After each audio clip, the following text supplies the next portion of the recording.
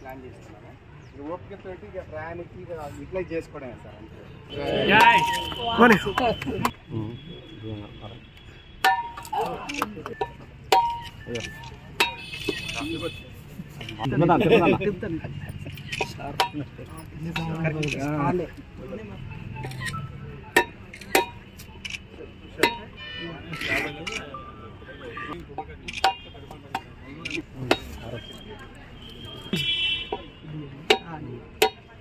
గడ్డి కూడా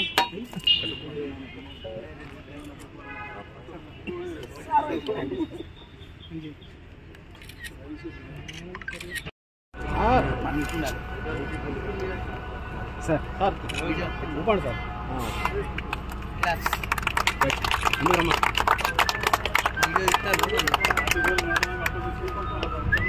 అన్న కొంచెం సైడ్ సార్ బండి మూమెంట్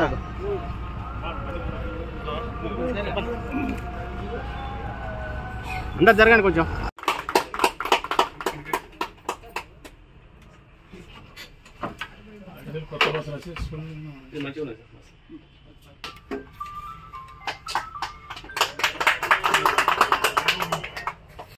ఆదివాసీల భారత దేవత అయిన సమ్మక్క సారలమ్మ గారు ప్రతి 2 సంవత్సరాలకు ఒకసారి జాతర సందర్భంగా పెద్ద ఎత్తున చేయడం జరుగుతుంది.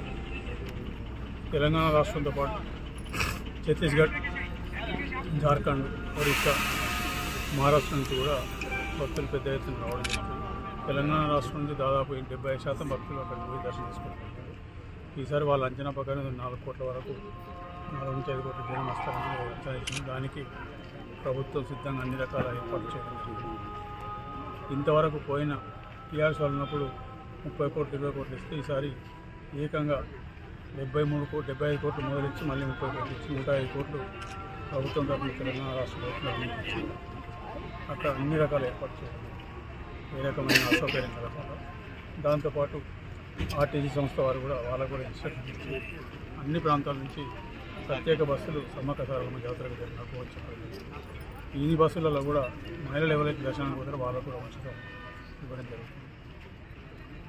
ఇంకొకటి ఆర్టీసీ వాళ్ళని నేను అభినందన తప్పదు. సరే, మహాలక్ష్మి పథకం రాష్ట్ర బడ్జెట్లో ఇబ్బంది పడ్డ ఆర్టీసీ మాత్రం మహాలక్ష్మి పథకం ఫుల్ వర్కౌట్ అయింది. వాళ్ళ ఆర్టీసీ లాభాల వాట పట్టే పరిస్థితి వచ్చింది. ఇంకొక ఈ నెల వాళ్ళ ఎండీ గంటలు చెప్తుంది. ఇంకొక నెల ఆపరేషన్ లాసెస్ పోయి ప్రాఫిట్ వస్తుంది. ఇంకొక 4-5 మంత్స్ 6 నెలల లోపల సంస్థలు లాభాలకు వచ్చే పరిస్థితి. మేము ఇస్తున్న డబ్బులు వాళ్ళు మాకు ఇచ్చే పరిస్థితి. తప్పకుండా మహిళల సహకారంతో, మహిళల ఆశీర్వాదంతో, మహిళల మద్దతు ఈ రాష్ట్ర ప్రభుత్వం అన్ని రంగాలు చూస్తూనే ఉన్నారు. మీరు ఏమేమి గ్యారంటీ ఇచ్చిన మొట్టమొదటి ఉచిత బస్సు సౌకర్యం మీ దగ్గర మొదలుపెట్టింది. డిసెంబర్ 9 నాడు అధినాయక స్కీమ్ విజయవంతంగా నడుస్తుంది.